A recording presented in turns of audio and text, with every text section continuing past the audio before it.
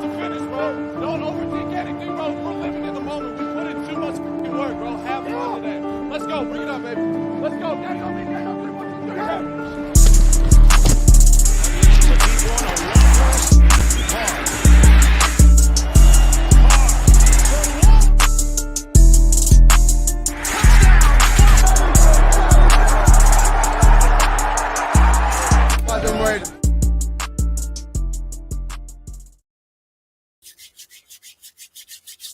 All right, Raider Nation, we are back. Fixed everything that needed to be fixed. Shout out to everyone in here, man. Like I said, I appreciate everybody for tuning in, man. So we are going to get straight into this. We are going to kick it off. I am extremely excited to be in front of y'all again.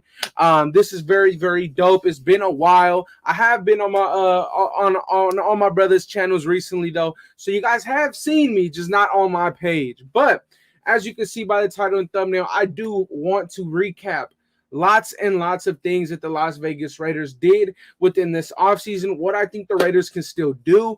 On top of that, I do have something that I want to share with you guys. It is pretty big, and it will be happening tomorrow. So I do want to have a good amount of people in here. I do want to have a good amount of people in here, so share this real quick if we want to get to this announcement, man. So that is dope. It will be going down tomorrow, but like I said, as promised, man, for those of you guys are in here, you guys already know how we kick these things off, man, with some quick shout outs, man. Let's get into that really quick before we get into what the Raiders have done, man. We got OG Raider, Raiders Now, Raider Rebel, Sean, Dangerfield in the building, Raiders for Life in the building, Andre Ashley in the building. My dog was good. Nice to see everybody again. Tuave again.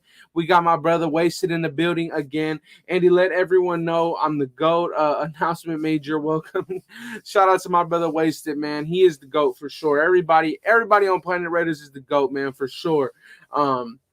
We got Wayne in the building as well. So shout out to everybody in the building. So check this out, man. Check this out really quick. We got Isaac as well. Check this out.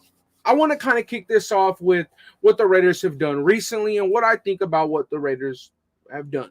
Okay, so going into this offseason, right, we were very, very excited. I think we were 30th, or not 30th, we were third in the NFL in cap space, right? So we were all very, very excited on what the Raiders potentially could do going into free agency. And I think that the Raiders took a very conservative approach, and some would say that it was a smart approach. Maybe some would feel like maybe we could have done a little bit more. I'm indifferent with the situation, right? I don't necessarily have a bad opinion or necessarily a too great opinion on how the Raiders approached free agency.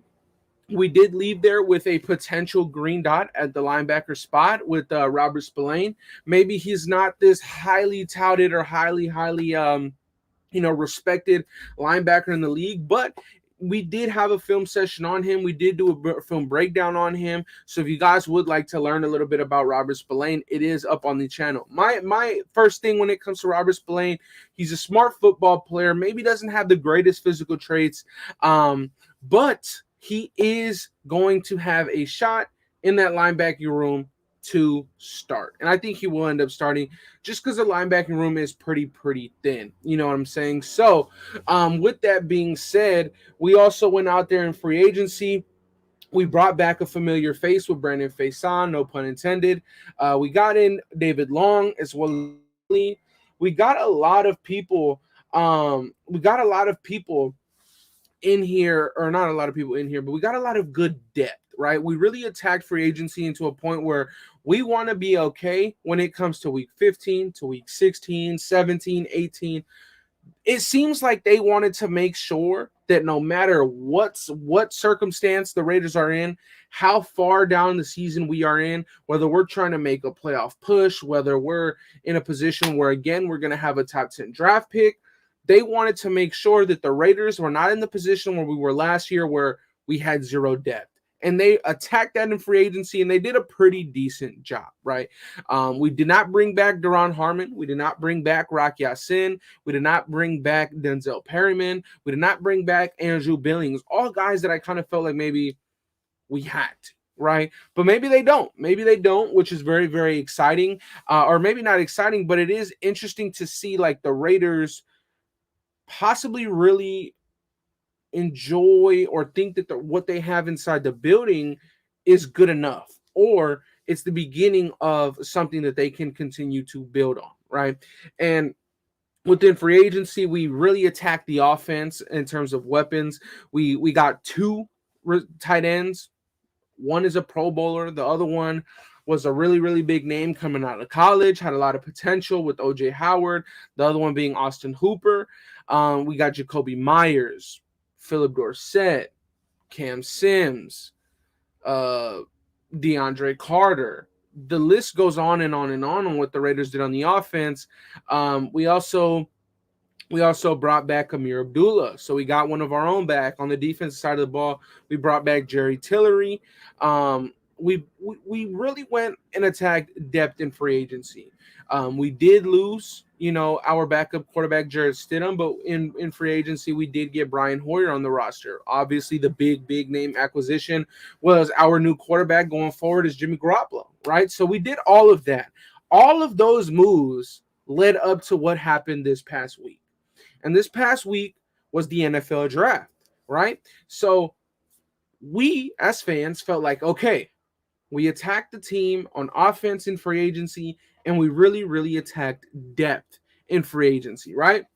So now what we felt as fans was it is time to go all out on defense and crush this draft. Now, depending on what you guys think and what I think, I feel like the Raiders had a very, very solid draft, right?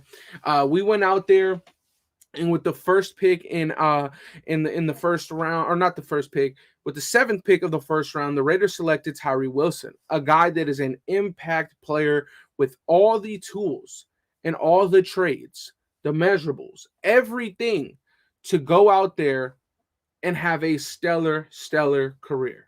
So we got him as an edge rusher. Now, to break down Tyree Wilson just a little bit from my perspective, right? Tyree Wilson at 6'6", 275, almost 280 pounds. He is a very explosive and powerful edge rusher, right? Now, with my thing with Tyree Wilson is that anytime it was my turn to speak about him was, okay, what do you think? What do you like? What do you dislike? Well, what I really like about Tyree Wilson is his motor. What I really like about Tyree Wilson is his strength. What I really like about Tyree Wilson is the impact that he makes when he's not only getting sacks, but he's also trying to take that ball away while doing so. He had, I believe, 4 forced fumbles or something like that for the Texas Tech squad this past season. But something that he also offers and will help us a lot in terms of getting to the quarterback and bringing him down is his ability to kick inside on third downs, right? What that allows you to do is have Chandler, Max, and Tyree Wilson all on the field at once, right? Before, we felt like, okay, well, you had Chandler, Max, and Clee. But Clee doesn't have the 80-inch wingspan or whatever crazy it is for Tyree Wilson. He didn't have that naturally physically overpowering traits that Tyree Wilson has. He wasn't maybe as explosive as Tyree Wilson, but he was definitely an option that we felt like we could have done. But now with Tyree Wilson, this sets you up for the future. And I will say one thing, for those people who maybe were critiquing how the Raiders went about the draft, it makes a lot of sense. We had our defensive coordinator as the head coach for one of the Senior Bowl squads. We also had our defensive line coach as the assistant or the defensive line coach for the opposite team's squad. So with that being said, we had somebody from on each squad at the Senior Bowl. So to me, that felt like we were going to absolutely kill it with Senior Bowl players in the draft. And that's what we did. We started off with Tyree Wilson. Now, Tyree Wilson didn't actually play in the Senior Bowl. He was still hurt. He was recovering. He was getting a bunch of different you know, letters and authorizations from doctors on what he could and could not do. And they basically said, you're not doing the combine, you're not doing the Senior Bowl. Definitely go out there, speak to coaches, talk to them. And he said that he didn't really meet with the Raiders too much at the Senior Bowl, but he did have a really good interview with them at the combine, right? Let's see. Another thing with him, right, is that he's expressed that want, and he wants to be a part of Raider Nation. He's want to play with Max Crosby, as he said in the combine, with multiple interviews. So that was exciting, right? The Raiders going out there, getting Tyree Wilson in the first round made a lot of sense.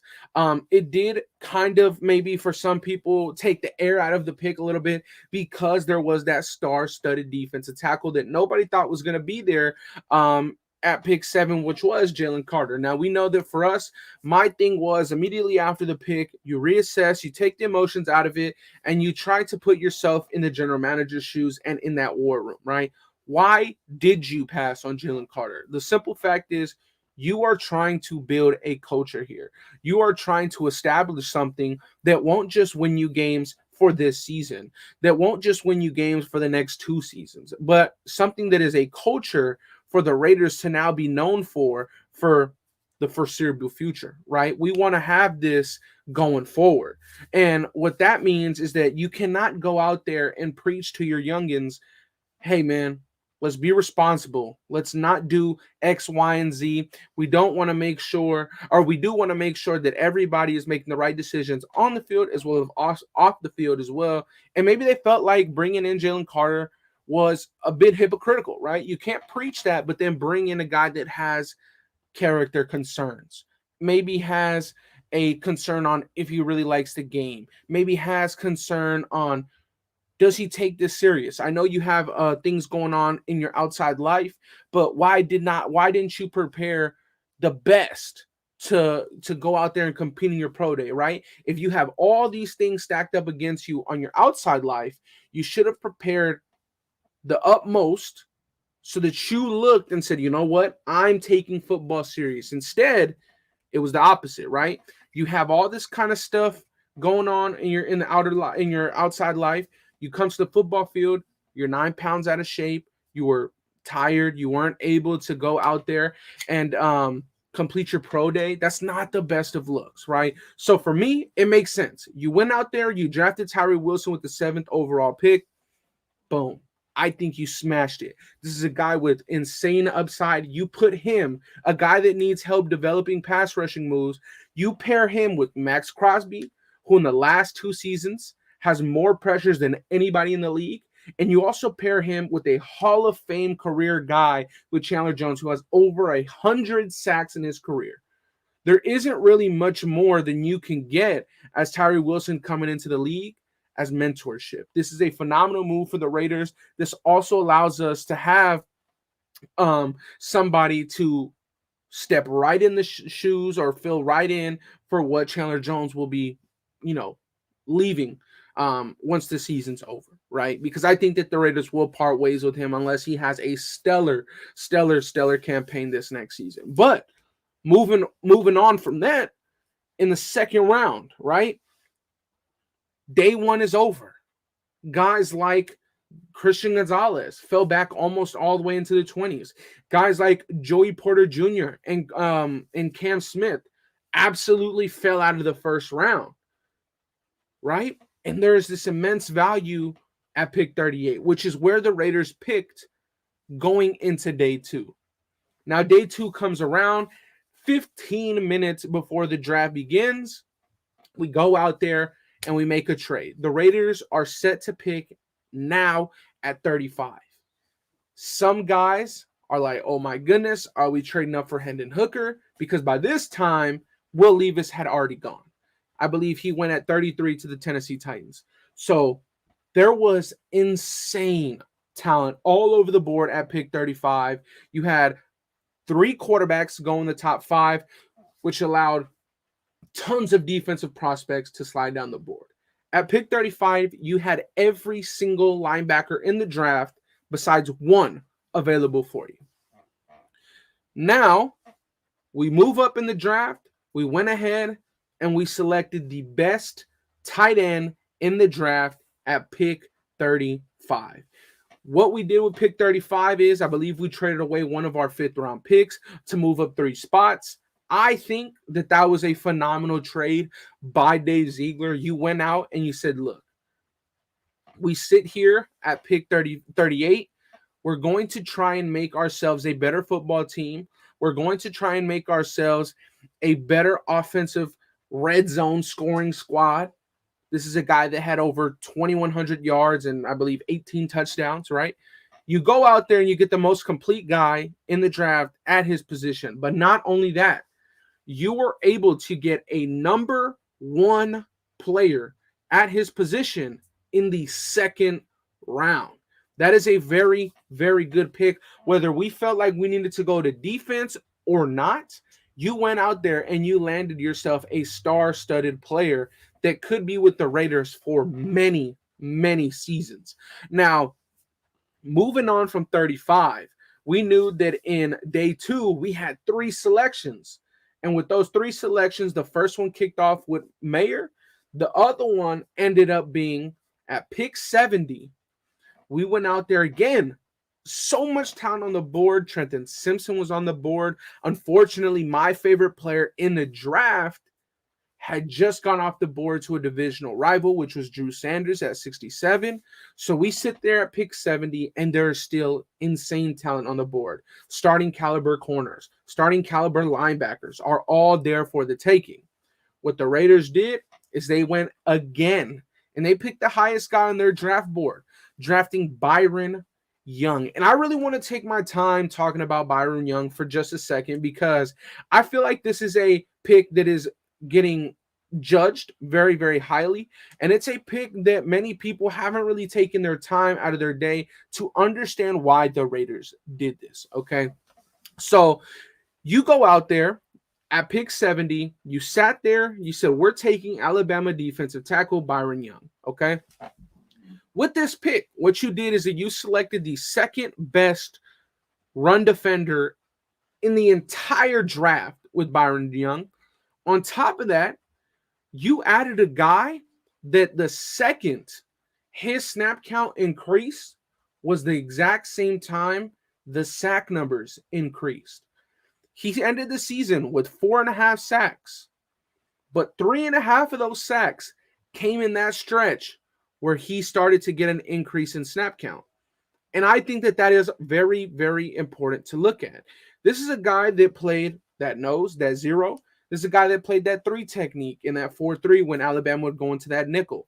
But most importantly, he's a guy that on top of that, when when Alabama was in that 3-4, which is something that the Raiders are expecting to play much more this season now that Patrick Graham has added more of his guys, he was a guy that played that 3-4 edge. He was a guy that on 3 down lineman situations in Alabama, he was one of the guys. Him, Will Anderson, and I forget the other guy that they had rushing the passer. That says a lot, right? And maybe this is a underrated pickup. Maybe this is a overvalued pickup. Maybe this is a quote-unquote reach for some guys. But what I will say here is that this is a guy that understands his gap assignments completely, is an insane run defender with a small sample size of an incredible increase in snap count. The sack count also increased. So this is another guy that helps us in the trenches, but on top of that, allows us to have a potential starting caliber defensive tackle for the next 3 to 4 seasons, depending on what happens in this camp, right? So I actually did not understand the pick at that time until I had to say, you know what? I'm going to look at what's not being said here, and everything that was being told to us was good run defender, great. All right. But no, you take time. You start learning about the players. You start watching more film. You start doing that, and you make your own opinions, which is the best thing that I think one should do, right?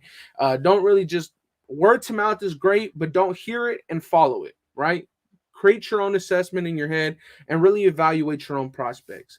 Going forward from then, we had our 3rd pick of day 2. third pick of day 2, and again, massive value all over the board. We were opening the hundreds. This was the 100th overall selection. This is the 100th overall selection in this year's draft. We heard so many things. The Raiders added 4 receivers in free agency. The Raiders traded away Darren Waller. Could Hunter Renfrow be next? And with this pick, it only rises your assumptions more. So with the our third pick of day 2 at pick 100, we went out there and we said, we are going to get slot receiver, but I want to add on to that, we are going to get explosive receiver out of Cincinnati, Trey Tucker. Now, first things first, before I get into my thoughts about the pick, this is interesting, okay? This is what Dave Ziegler had to say about Trey Tucker. He said, many guys view Trey Tucker as a slot guy. For us, he's not just a slot receiver. This is a guy that can have success on the inside and on the outside. He not only allows us explosive plays, but he makes an impact on special teams as a returner and as a gunner, right? Now, for many of us, including myself, I don't want to hear that in the 3rd round, you're selecting a guy that's adding immense value on special teams. But at the same time, when you factor in, he's adding outside receiver help, inside receiver help, explosiveness on the offense, and on special teams, you're getting 4 things with one guy. And let me ask you guys this. We all love Hunter Renfrow. We know what Hunter Renfrow can do to these DBs and linebackers in the middle of the field. What unfortunately we can't see from Renfrow, and what we haven't seen these last 2 seasons, is 1, ball security. 1 is ball security. Hunter Renfrow has been lacking on that. 2 is, can he stay healthy for the entire season, right? Trey Tucker, very low on both of those. Injuries are very low, but on top of that, the ball security is very, very good with Trey Tucker. And to add a third thing about Trey Tucker, unfortunately, with Hunter Renfrow, you can't give Hunter Renfrow a bubble screen and have him take it to the house. With Trey Tucker, you can. So, I feel like, yes, was there better players? Was there a bigger need elsewhere? Maybe there was a bigger need. But to the Raiders, to the general manager, Dave Ziegler, he felt like this was the best football player for the Raiders to draft. And I am not going to go out there and say that he's wrong before we even see him play in the preseason. Before we even play in the preseason. So I'm excited about the pick. Do I feel like the Raiders should have went 8 out of 9 draft picks on the defense? I do. But I'm still going to be optimistic, okay? And this is where it really kicks up. I think the Raiders had their best draft selections in day 3. I think day 3 was a home run hit on every single pick besides 1, okay? Now, with pick 104, again, the Raiders, to start this day, I believe we're sitting at pick 170 with back-to-back 5th-round picks, 2 6th-round picks, and 3 7ths, right? The Raiders decided to move on from a lot of those picks, and they traded up from 170 all the way to 104. No, they were at 109 and traded up to 104, right? You traded from 109 to 104. And from then, we selected Jacorian Bennett, which in my opinion is one of my favorite selections in this draft. Both these back-to-back 2 selections, or no, not back-to-back, definitely not. But you go out there and you get Jacorian Bennett, a guy that at 5'11" with a 40.5-inch vertical running a 4.3 40 can have ridiculously good impact on your roster day one. Because if I tell you this right now, I do think that day one, he will be our starting outside corner.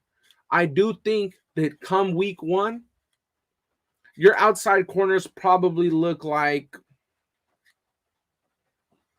barring any signings, you probably have David Long, Jacorian Bennett, and Nate Hobbs in the slot.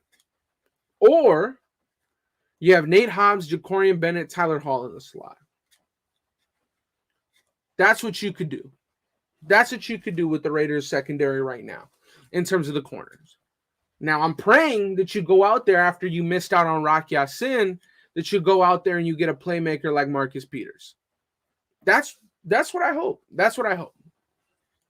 Now, for me, I really, really like it. I really, really like the pick at 104. I think it made a lot of sense for the Raiders roster. Keep in mind, we had only added depth pieces at corner for the entire free agency period, right? So I think it was important. Maybe the Raiders shouldn't have waited for pick 104 to get their corner, but they did.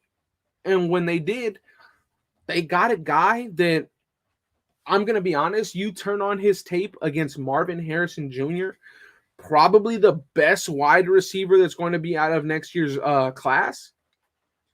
He only really had one bad rep. And Deonte Banks had about 4 to 5. Now, Deonte Banks did play on Marvin Harrison Jr. a lot more. I think the split was like a 60-40 split. But the important part is that when he was challenged with a big-time name, he responded with big-time production. This is a guy that in the last 2 seasons has led all of college football in pass breakups. That is important. He gets to the ball. On top of that, this is a man coverage corner. Some of the best things that you can have as a man coverage corner is speed. You know why? Because if you get beat off the line of scrimmage, there's not much the receiver can do if he tries to outrun you because you've got that speed to catch up. You can play aggressive with press man corners that have ridiculous speed. And I like that a lot. I really, really like that a lot. I think this pick was an A+ pick. I'm not really even giving grades, but I really just like that pick that much. Now, further along, the Raiders did decide to make a trade. And they went all the way up to 135. They went all the way up to 135. Now, by this point, I was like, okay, you traded up.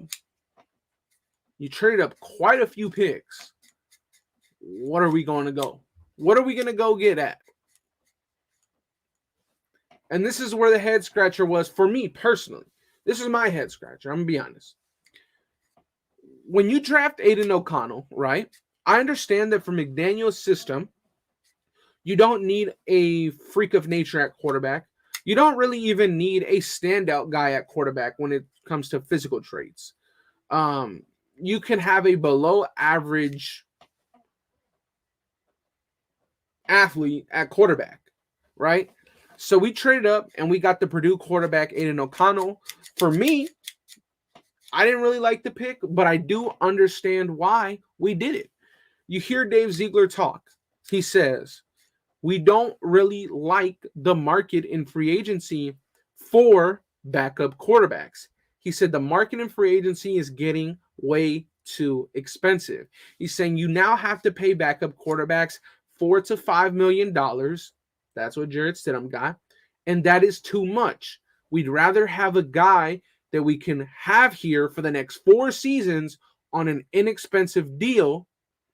And we'd rather have that than go out and continue paying a veteran quarterback every single offseason through free agency. So with that being said from Dave Ziegler, it makes a ton of sense why the Raiders did it. It makes an absolute ton of sense why the Raiders went out there and drafted Aiden O'Connell, right? Now, we do have 170 people in here, right? 170 people on the return. And tomorrow, I hope to have more of you guys. But I feel like this is a good time. This is a good time to let you guys know what we will be having on this channel tomorrow. Tomorrow, we have a very special guest coming on the show. His name is David. Now, I don't know how to pronounce his last name. I am sorry. But we are able to get one of the Raiders' new acquisitions on the show tomorrow. So for those of you guys who are on the West Coast, we will be live at 1 o'clock Pacific Standard Time, 3 o'clock, whatever time it is in Texas, however you call it, Central Time, and 4 o'clock on the East Coast. We will have the IPP program, International Player Program signing that we did get. We will have him on the show. He has an incredible story on how he made it to the NFL. He is now with the Las Vegas Raiders. So I am very excited to announce that we will be having him on tomorrow as a guest. So for those of you guys, I hope you guys are free tomorrow on Saturday to listen to him. We want to give him a very warm welcome to the Raider Nation.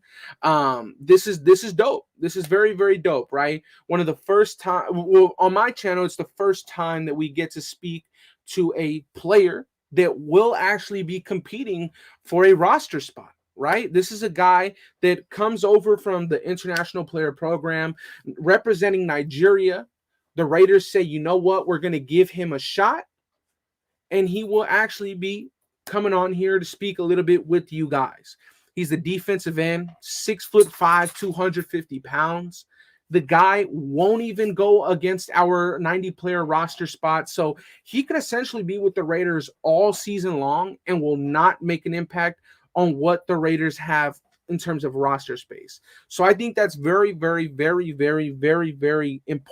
to know, right?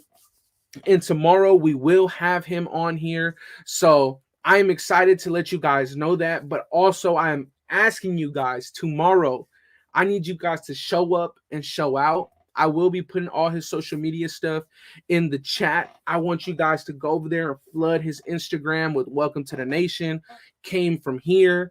I want all of you guys to really show up and show out for the nation.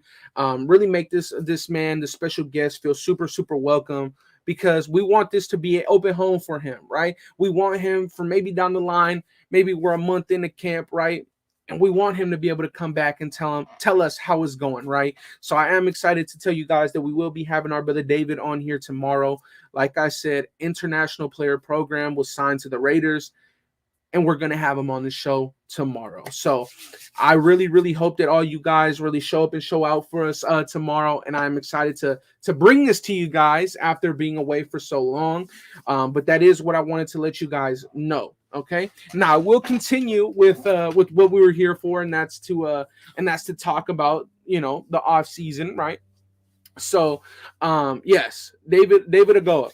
I want him to tell us how he pronounces his name. So we'll see what happens. But yes, tomorrow that's going down here on the channel. So like I said, I really want you guys to show up and show out for the nation. Show that you guys are excited to have him here, right? But I think I was at the whole Aiden O'Connell situation, right? When you traded up to 135 to draft him. I'm indifferent with the situation, right? Maybe it's not the move that I would have done, but when you hear your general manager reflect and share his thoughts on why they did it, it makes sense, right? I believe you had 12 quarterbacks go in day 3, 2 and 3, and they wanted to make sure that they had a guy that maybe not even groomed, but a guy that they could rely on and see every day in the roster, every day, and really have him understand the system, right, that they want to implement, and a guy that's going to be extremely inexpensive towards the cap, right? So we went out there, we drafted Aiden O'Connell out of Purdue. He is 25 years old, so by the time his rookie deal is done, he'll be just outside of 30 years old. So we'll see what happens. We'll see what happens going forward.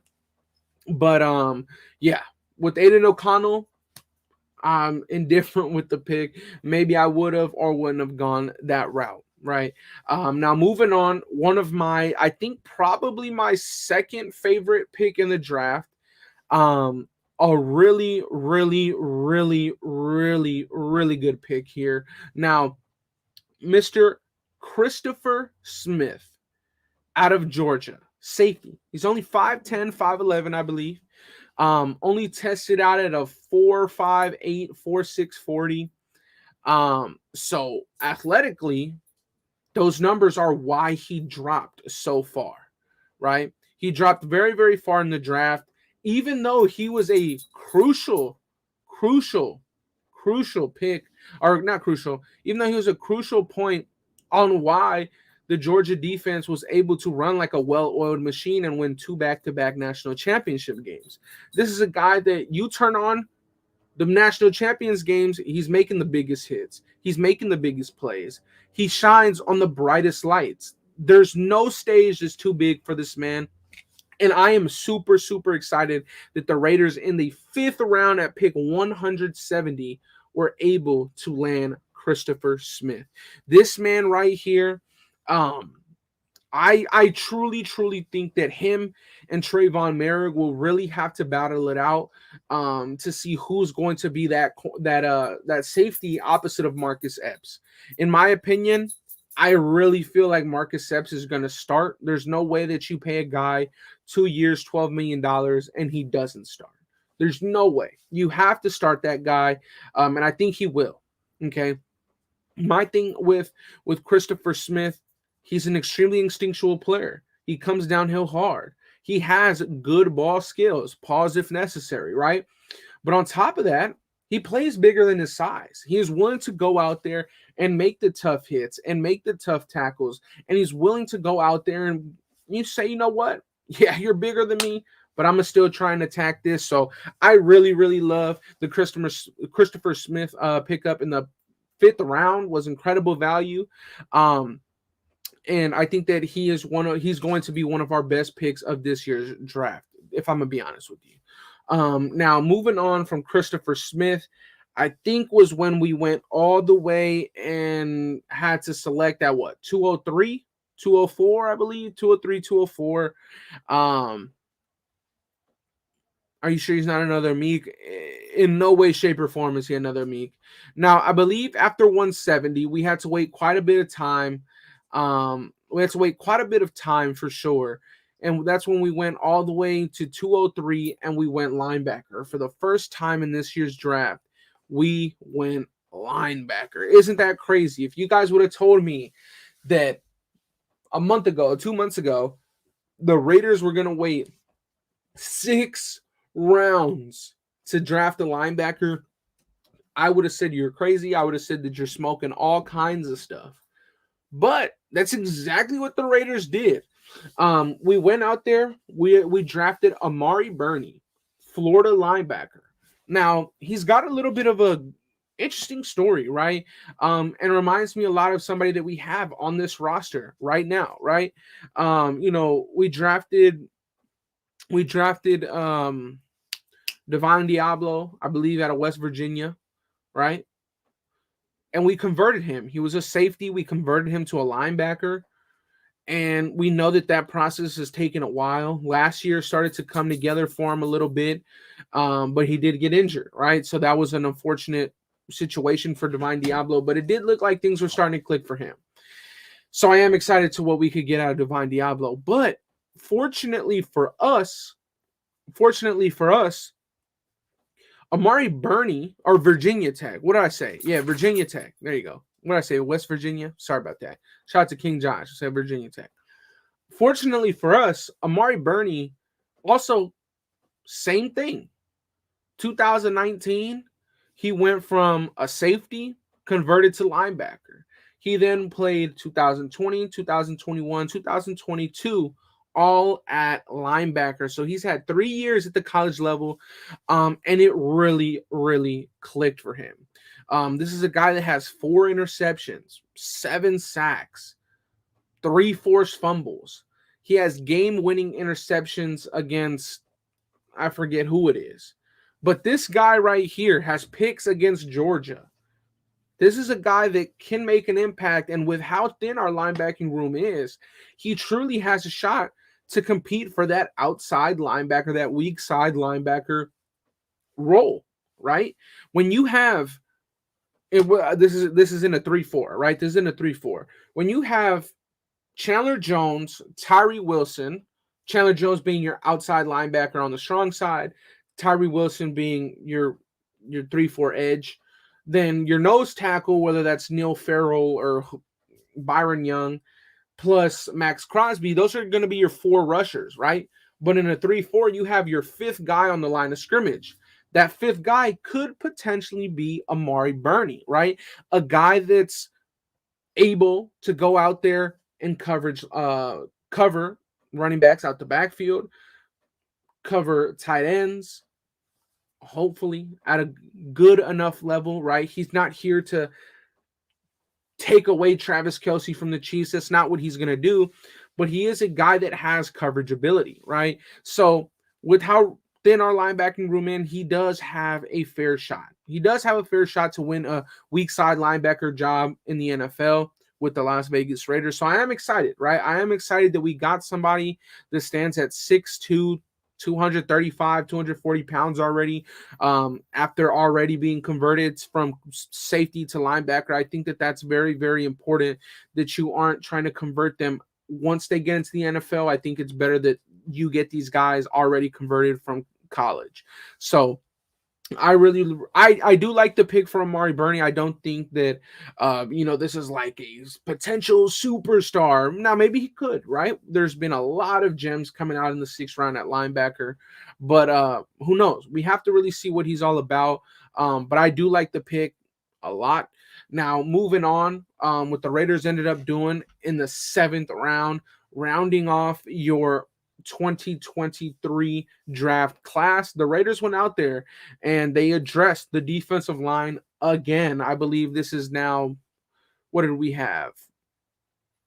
What did we do? 4 picks on the defensive line or 5 picks? No, I think it was only 4. 3 to 4 picks on the defensive line in this year's draft. 6 of the 9 being on defense, which is pretty good. We went out there and we went out there, we drafted Nesta Jade Silvera, defensive lineman out of Arizona. He also formerly played in Miami, right?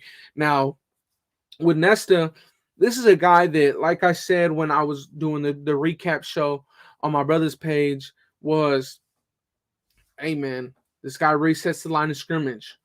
He's extremely, extremely powerful. He has a quick first step. When he engages with an offensive lineman, it is very, very hard for that offensive lineman to overpower him. Very rarely are you going to see him get blown up and outside of his gap assignment. But what I did mention on that show was, unfortunately for him, I feel as if sometimes he preoccupies himself too much on trying to overpower and trying to be that, oh, I'm stronger than you, that sometimes when you're so preoccupied trying to drive your guy into the dirt and trying to embarrass your guy, sometimes you don't understand that the play is coming right to you. You blew up the guy. The play is going straight into your gap. And sometimes he goes too far upfield, and it creates a hole for the offense to attack. And very rarely does it happen, but it has happened when I was watching his film, right? So Nesta Jade Silvera is a good pick, rounding off the draft. But I like it. This is a guy that's powerful. This is a guy that really, really, really is going to allow more competition in that defensive line room. And honestly, you have Byron Young, you got Nesta Jade Silvera, and Tyree Wilson, right? All guys that you added to the defensive line through the draft, but you also brought back a ton of guys. You also signed, you signed what? Jordan Willis, John Jenkins. You signed a few guys, right? You re-signed Jerry Tillery. That room is up for grabs for anyone, whether it's Matthew Butler, Neil Farrell Jr., the two young cats that we drafted last year, right? Whether it's Byron Young, whether it's Nesta Jade Silvera, whoever it may be. Right now, if you are a defensive tackle that feels like you have something to prove and you are out there on the market and you feel like you can take a team's game to the next level, the Raiders are the place to go, because there's a ton of competition with no slotted number one, with a very, very mild number 2 defensive tackle. You have Bilal Nichols, but he hasn't lived to expectations. So if you really feel like you can make an impact and you feel like maybe you're an underrated guy and is willing to give the team everything he can to go out there and be an impact player for a squad, the Raiders actually have one of the best situations, right? We don't have a good situation going into the season. We don't have that. But we definitely have a situation where it is anybody's game and you are going to get what you make of the situation, right? If you give it your all and you beat out 6 guys, you're probably going to start, because guess what? We don't have a slotted number 1. Like I said, we don't really have a true number 2 defensive tackle. So it's very, very interesting to see what the Raiders are going to do going forward, right? But that rounded off the draft for the Raiders. I did recap what we did in free agency for the most part. And I really, really, really, really, really want to see what the Raiders can do after the draft. Now that we have guys like Marcus Peters still out there, one of my favorite defensive linemen in the NFL is still out there, Matt Ioannidis. This is a guy who I've been pounding the table for the last 3 years. And we just haven't been able to land him. He went to the Panthers and all this kind of stuff, right? There's still tons of good players out there. Maybe not players that are going to impact the team day one, right? Maybe not players that can, take this team from good to great or from bad to good. But I don't really disagree with any of the picks that the Raiders did, besides maybe one. And I don't really disagree with how the Raiders attacked free agency. I understand that maybe they felt like certain markets were too high and they weren't going to pay that much because they really, really felt like they needed to add depth, right? So I could understand that. On top of that, the Raiders next offseason, and I'm not trying to get too far ahead of myself, right? And talk about next offseason, but the Raiders are going to be a very, very, very, very, very attractive landing spot next offseason. And the reason why is because you still have all of your stars under contract, right? You still have your Devontaes, you still have your Max Crosbys, you still have your tight ends, your Jacoby Myers. Hopefully by then you have Jacobs locked into a long-term deal. So you're going to have all of your star-studded players under contract with also like $80 to $100 million in cap space to work with. And that's going to be very, very important. That's going to be very, very important, and it's going to be a big, big time destination spot for multiple free agents. And I really think that the Raiders take a really huge step this in 2024. Hopefully that right now what we're doing is that we're building a phenomenal foundation for what's to come. And on Thursday, I believe, is when the schedule releases. So that is very, very exciting. We get to see we already know the teams we play, but we get to know when they play. What time of year is it? Are we getting a tough stretch at the end of the season? Is our season very hard in the beginning or very hard at the end? It's going to be interesting how the NFL decides to match up the Raiders. Unfortunately, I don't think we're going to get too many primetime games, but we'll see what happens for sure. But I am excited. And shout out to Classic Man Q in the building. He says, Hondo Carpenter on his pod said that the 2 defensive tackles we picked up better be a wake-up call for Butler and Farrell. Because time we needed a DT, they didn't even dress. Yeah, well, that's also partially on the staff not dressing them up. But on top of that, yeah, maybe they didn't get, that option to play for a reason, right? Neil Farrell Jr. right now seems to be a guy. Well, from what he is expressing on his social media, at least, I don't know him personally, and I don't have any sources or anything, but from what he's showing us on social media, this does seem like a guy that's very locked in at the moment. I do believe that he's lost around 13 pounds or closer to 20 pounds. And he's slimmed down to around the 303s, the 300s, the 305s, which is a very, very good weight compared to the 335 or whatever he was last year coming out of college, a lot more sluggish, so to speak, right? So, Neil Farrell Jr., right? The highest graded run defender coming out of the draft last year, playing in the SEC, right? This is something that, a lot of draft prospects like, right? But I think it is maybe a wake up call, but at the same time, I think this is also a fair shot for these cats, right? You have Neil Farrell, you got Matthew Butler, sorry. And I think they're going to have a phenomenal chance to make an impact on this roster, if I'm going to be honest with you. Now, a few names that I really, really am excited for, though, outside of the draft that the Raiders picked up. I mean, obviously, you have the NC State linebacker, Drake Thomas. I think that was a phenomenal, phenomenal pickup. You also went out there and got the best player available in the undrafted free agent market, which was McClendon Curtis, guard out of Chattanooga. That's a guy that can honestly, like, we have Adam Plant Jr., McClendon Curtis, and Drake Thomas. Those three guys I'm predicting to make this roster, right, as undrafted free agents. But if I'm going to be honest with you, McClendon Curtis may not only just make the roster, but he may also be a starter for more than like 8 games on the season, right? He may not get that shot right away. But I really, really, really think that McClendon Curtis is going to have a true battle with Netane Moody to play on that right side of Andre James. I really, really believe that.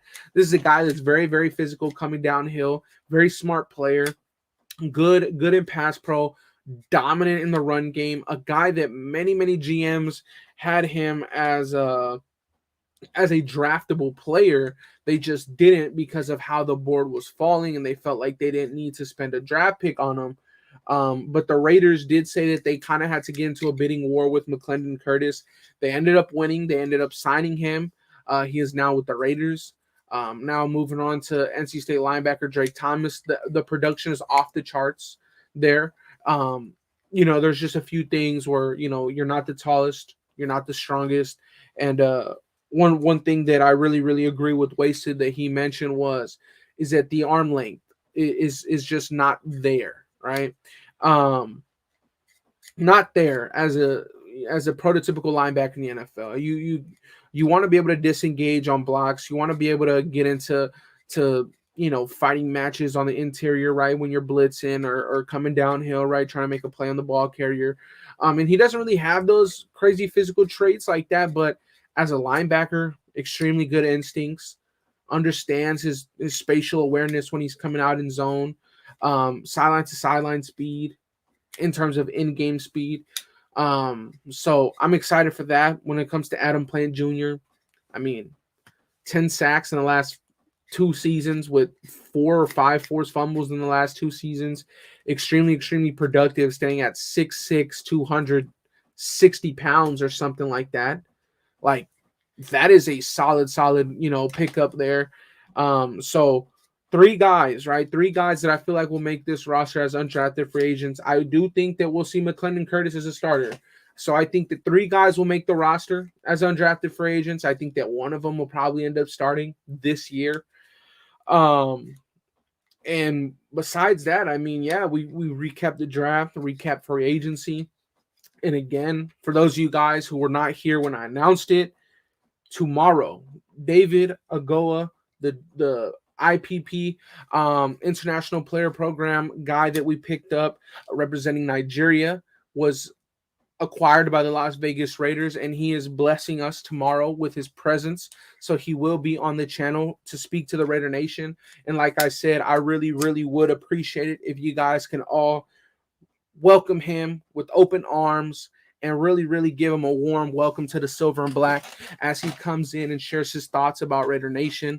I am very, very interested to see his story and hear him explain how he went from just a normal whatever, right, now making his way into the NFL with the Raiders and having a true shot to really stay with the team the whole season because he doesn't impact the Raiders roster spots. So it is going to be very, very interesting to see that. We will speak with him tomorrow, 1 p.m. on the West Coast, 4 p.m. on the East Coast.